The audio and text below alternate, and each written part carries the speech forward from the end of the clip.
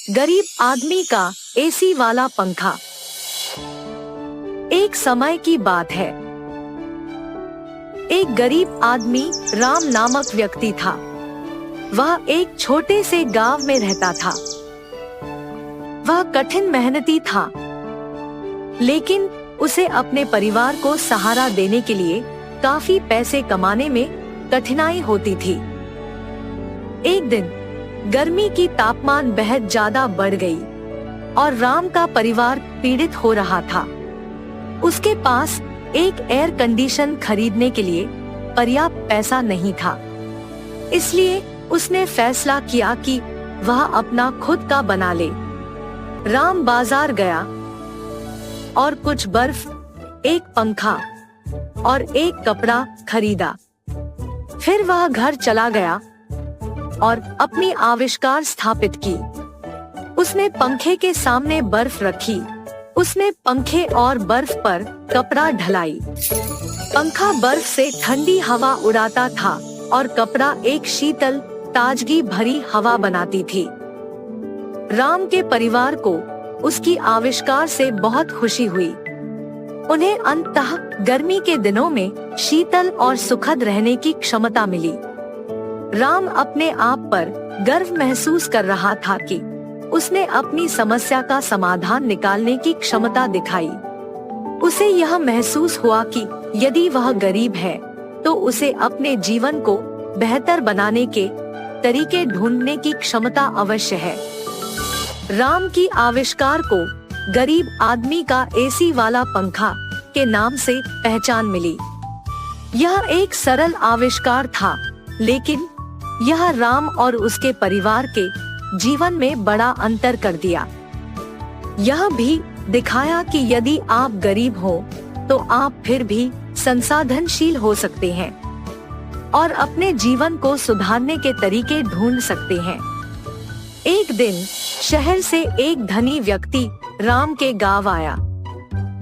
वे राम की आविष्कार पर प्रभावित हो गया और उसने राम से पूछा कि क्या वह उसे बेच सकता है।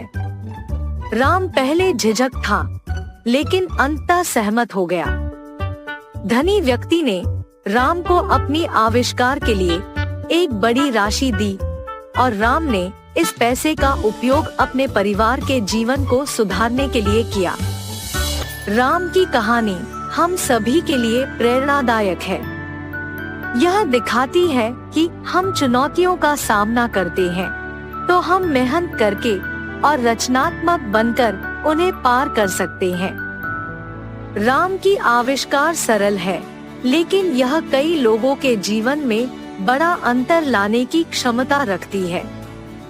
हम सभी राम की कहानी से सीख सकते हैं और प्रेरित हो सकते हैं कि हम अपनी रचनात्मकता का उपयोग करके उन समस्याओं का समाधान करें जो हमारे सामने आते हैं।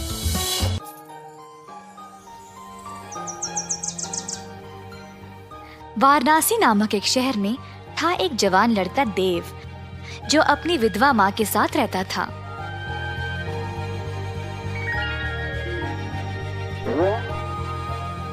उनकी थी 1 एकड़ की जमीन, जिसमें वह काम करके अपनी रोजी रोटी कमाते थे। एक दिन अचानक से आए 2 सैनिक और देव को बिना उसकी कोई गलती कैद खाने ले गए।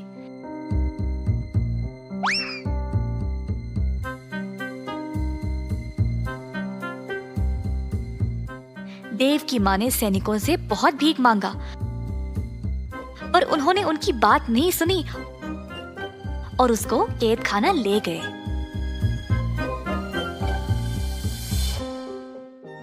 देव की माँ अब बेसहारा बन गई, क्योंकि उसका ख्याल रखने वाला और कोई नहीं था। इन सब की वजह से अब खेती का काम भी रुक गया। इसी तरह दिन बीत गए और सारा खेत सूख कर नष्ट हो गया। कमाने का उनका यही जरिया था और अब माँ के पास कोई खाना भी नहीं बचा। देव की माँ को समझ नहीं आया कि वह क्या करे। वह अपने बेटे से बात करना चाहती थी, शायद वो उसको बताए कि वह क्या करे। देव की माँ गई एक गुरुजी के पास एक पत्र लिखने में उनकी मदद मांगने। गुरुजी, मेरे बेटे को बंदी बनाया गया है बिना उसकी कोई गलती के। अब मेरा ख्याल रखने के लिए कोई नहीं रहा। कृपया आप देव के लिए मेरी तरफ से एक पत्र लिख दें। देव की माँ, आप जैसा चाहे मैं वैसा ही करूँगा। आप हौसला रखिए, सब ठीक हो जाएगा। गुरु ने पत्र लिखा।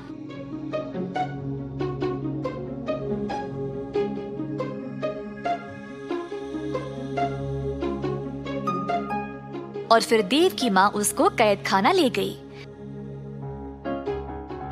दरवाजे पर पहरेदार ने माँ को रोका। कौन हो तुम?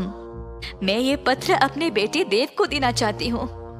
आपको अंदर जाने की आवश्यकता नहीं है, इस पत्र को उस डिब्बे में डाल दो। देव की माँ ने वैसा ही किया और वहाँ से चली गई। कैद खाने पर जो भी खाना, पत्र या तोहफे आते थे, पहले पहरेदार उनको जांचते थे और तब ही कैदियों तक पहुंचाते। इसी तरह देव की माँ का पत्र भी पहले पहरेदार ने जांचा और फिर देव तक पहुंचाया। माँ का पत्र पढ़कर देव को बहुत बुरा लगा। वह सोच रहा था कि वह क्या करे जब उसके बाजू में एक और कैदी ने बोला, हे देव, तुम्हारे परिवार ने क्या भेजा है तुम्हारे लिए? कुछ नहीं भाई, बस ये पत्र है। मेरी पत्नी ने मेरे लिए मेरा मनपसंद केक भेजा है, पर इन पहरेदारों ने तो इनको पूरा खराब कर दिया। तो हमें जो भी मिलता है हर एक चीज की जांच होती है क्या? हाँ जी भाई साहब। देव को इस बारे में पता लगने के बाद उसने वापस अपनी माँ को एक पत्र लिखा। पहरेदार एक एक करके पत्र पढ़ते गए जब एक पहरेदार ने बोला, हे, देखो इस पत्र में क्या लिखा है। क्या है, जरा दो इधर। पहरेदार ने फिर जोर से पत्र को पढ़ा। मैया, आप मेरी चिंता ना करें। बहुत साल पहले बापू ने हमारे खेत में एक मटका छुपाया था जिसमें बहुत सारा सोना और खजाना रखा है। आप उस मटके को खोद निकालो और फिर उस धन से आपकी सारी परेशानी समाप्त हो जाएगी। अच्छा, चलो भाई, जल्दी जाकर इस खजाने को ढूंढ निकाले। दोनों पहरेदार लालची बन गए और देव के खेत पर जाकर जमीन खोदने लगे। खोदते खोदते उन्होंने पूरे 1 एकड़ की जमीन को खोद दिया, पर उनको कोई खजाने का मटका मिला ही नहीं। जल्द वे थक गए। क्या करे ये ना जानकर दोनों पहरेदार वापस कैद खाना चले गए। अगली सुबह जब देव की माँ जागी तो उसने देखा कि सारा जमीन जोता हुआ था और ताजी मिट्टी बाहर आई हुई थी। देव की माँ ने फिर से खेती बाड़ी का काम शुरू किया और अन्य बीज बोया। धीरे धीरे वह पैसे कमाने लगी और कुछ ही समय में उसने काफी पैसे जमा लिए, जिससे उसने अपने बेटे को जेल से रिहा करवा लिया। अगर मन से कोई चीज चाहिए होती है तो उसको पाने के लिए कोई ना कोई रास्ता निकल आता है। कई साल पहले तिरुनगर एक नगर में था पटेल, जिसके पास था एक साड़ी की दुकान। पटेल के पूर्वजों से ये कारोबार चलते आ रहा था और उसके पिताजी इस व्यापार का अत्यंत आदर करते थे। पटेल के बड़े होने के बाद उन्होंने दुकान की जिम्मेदारी पटेल को सौंप दी। पटेल अपने पिता की बातों को अक्सर अनसुना करके केवल दुकान जाकर खाली बैठता था, बिना कुछ काम किए। एक दिन दुकान जाते समय रास्ते में पटेल ने अपने दोस्त पलंग को बुलेट की बाइक पर देखा। उस समय से पटेल भी बुलेट के सपने देखने लगा। वाह, काश मेरे पास भी बुलेट होती, मैं भी लाऊंगा और गली गली घूमूंगा। पर तभी पटेल को ये एहसास हुआ कि बुलेट खरीदने के लिए उसके पास उतने पैसे नहीं थे। निराश होकर वह दुकान पर बैठा रहा जब अचानक से उसको एक विचार आया। उसने अपनी दुकान के 3 कर्मी को बुलाया।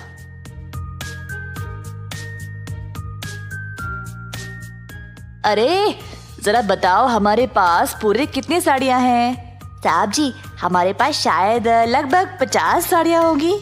बस 50? मुझे कम से कम 150 साड़ियाँ बेचनी है। अब और 100 साड़ियाँ कहाँ से लाऊं? साहब जी, मेरा दोस्त एक थोक व्यापारी है। उसके पास एक साड़ी तकरीबन 100 से 250 रुपये के बीच में मिल जाएगी। माल हमारे जितना अच्छा नहीं है, पर सस्ता तो है। अच्छा, एक काम करो, उसके पास जाओ और एक साड़ी 100 रुपये के दाम पर 100 साड़ियों को ले आओ। किसी को इस बारे में नहीं बताना, ठीक है? तो हमें फिर 10,000 रुपये की जरूरत है। आप पैसे दे दो तो हम माल ले आएंगे साहब। पटेल के पास 10,000 रुपये भी नहीं थे, तो वह अपने 50 साड़ियों को 1,000 के दाम में बेचने लगा। 15 दिन के अंदर उसने सारे साड़ियां बेच डाली और उन पैसों में से 10,000 निकालकर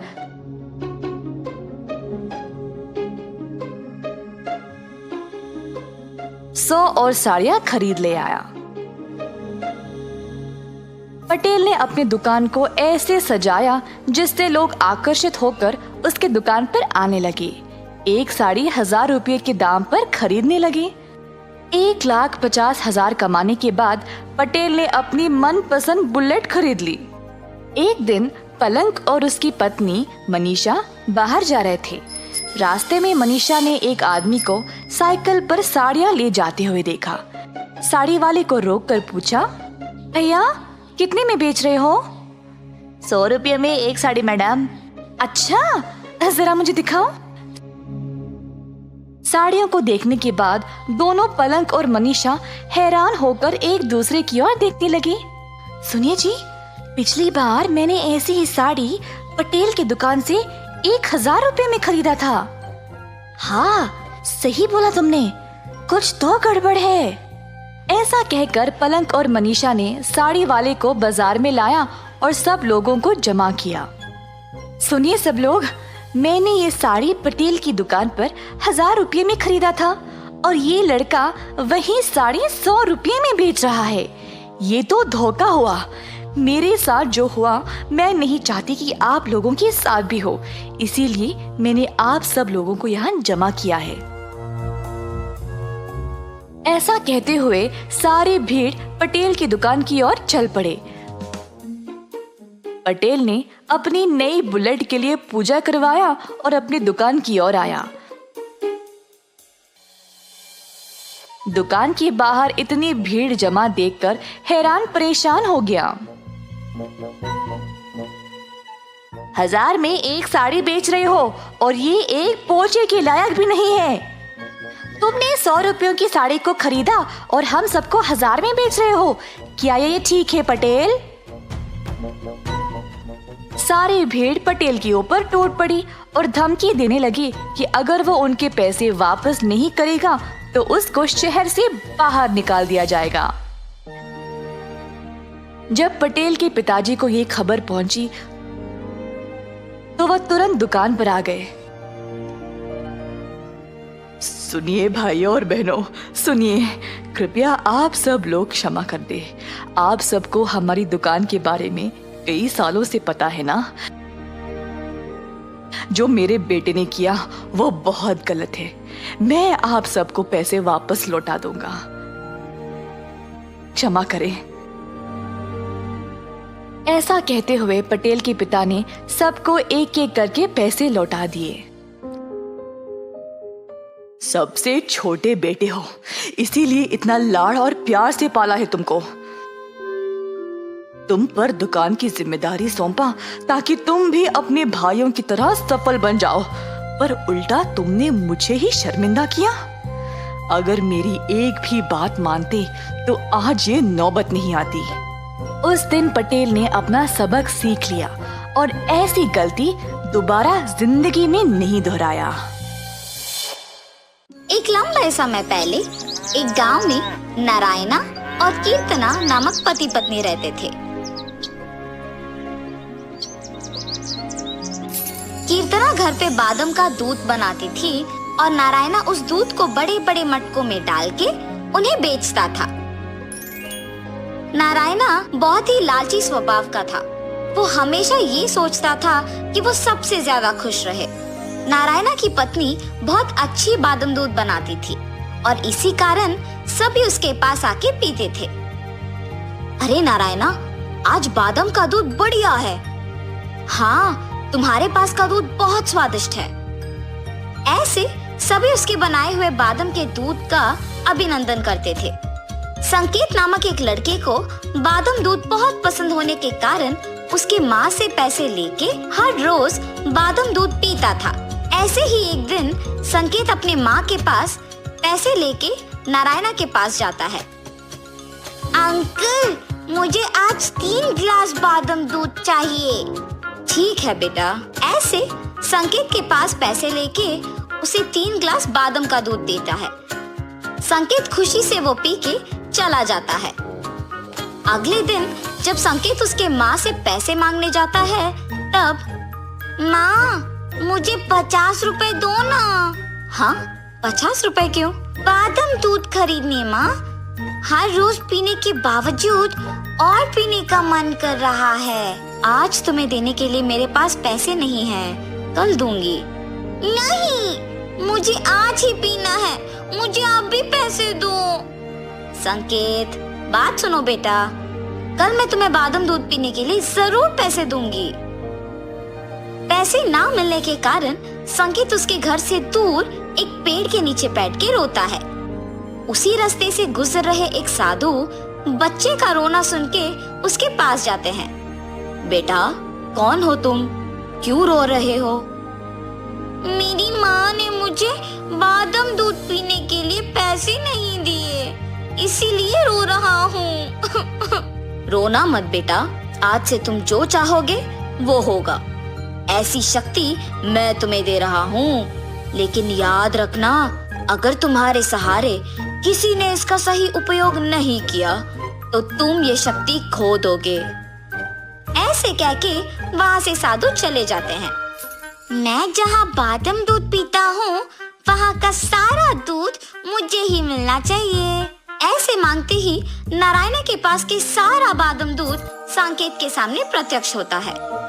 उसकी आंखों के सामने उसका मनपसंद बादाम का दूध देख के संकेत शाम तक सारा दूध पी के खुशी से घर वापस लौटता है।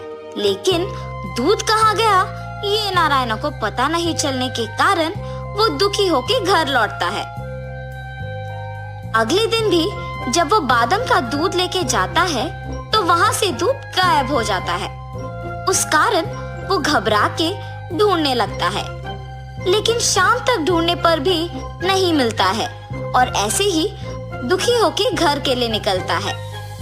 रास्ते में उसे एक पेड़ के नीचे उसके मटके के जैसे कुछ दिखाई देता है और वो उसके पास जाता है। अरे, इन्हीं मटकों में तो मैं बादाम के दूध लेके बेचता हूँ। ये यहाँ कैसे आए और कौन लेके आया होगा? मुझे जानना ही होगा। ये सोचते सोचते वो सारी रात नहीं सो पाता है।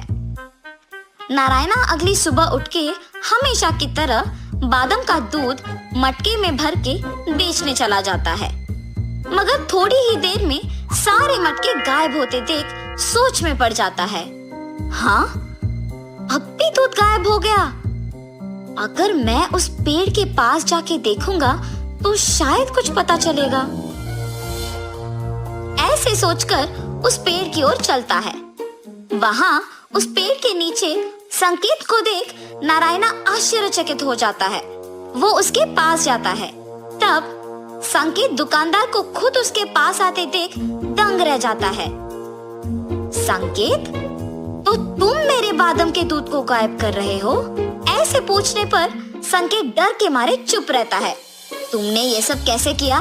अगर तुम सच बोल दोगे तो मैं तुम्हें कुछ नहीं कहूँगा, वरना ये बात सबको बता के इस सब का पैसे ले लूंगा। अगर मैं इस अंकल को सच नहीं बता दूंगा तो मेरी माँ को सब पता चल जाएगा। माँ मुझ पे गुस्सा करेगी कि इतने पैसे देने पड़ गए।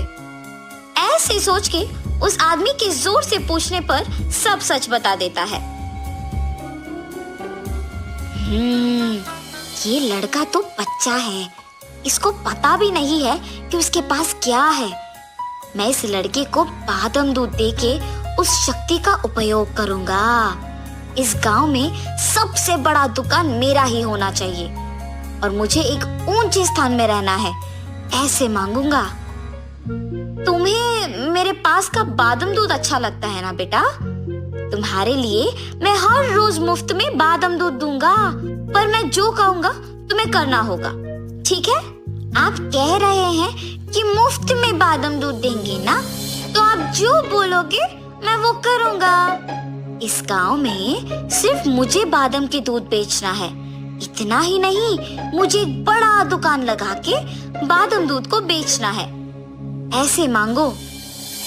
सांकेत साधु की बातें भूलकर नारायणा की बातें सुनकर वही मांगता है। उस कारण वो उस शक्ति को खो देता है। बहुत बार प्रयत्न करने के बावजूद कुछ नहीं होता है और इसीलिए वो दुखी हो जाता है। इतने में संकेत को साधु की बातें याद आती है और वही बात नारायणा को बताता है। तब नारायणा को उसकी गलती का एहसास होता है कि उसने कितना लालची स्वभाव से सोचा था। मेरे स्वार्थ और लालच की वजह से ही इस लड़की की शक्ति का सही उपयोग नहीं कर पाया। अब से मैं सभी की भलाई की प्रार्थना करूंगा। ऐसे फैसला करता है। संकेत, तुम्हारे मर्जी के अनुसार ही हर रोज मैं तुम्हें बादाम दूध दूंगा। यहाँ जो हुआ वो किसी को मत बताओ, ठीक है बेटा? जी अंकल। तब से नारायणा उसका स्वार्थी और लालची स्वभाव छोड़ के सबकी सहायता करते हुए संकेत को दिए वचन के अनुसार हर रोज बादाम का दूध देते हुए उन्हें बेच के पैसे कमा के खुशी से जीता है।